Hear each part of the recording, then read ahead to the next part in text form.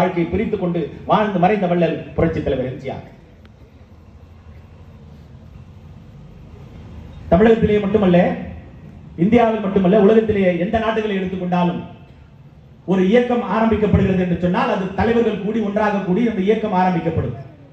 மாறாக அனைத்து இந்திய அண்ணா திராவிட முன்னேற்ற கழகம் மட்டும்தான் இந்தியாவில் மட்டுமல்ல உலகத்திலேயே தொண்டர்கள் ஒன்று கூடி ஒரு தலைவனை தேர்ந்தெடுத்து அந்த தலைவனால் உருவாக்கப்பட்ட இயக்கம் அனைத்து இந்திய அண்ணா திராவிட முன்னேற்ற கழகம்.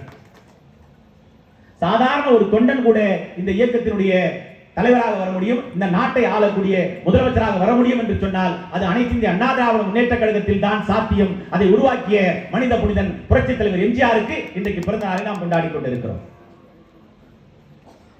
வேற எந்த கட்சிக்குமே இந்த சிறப்பு கிடையாது. இந்த அனைத்து இந்திய அண்ணா திராவிட முன்னேற்ற கழகத்திற்கு மட்டும்தான் இந்த சிறப்பு இருக்கிறது.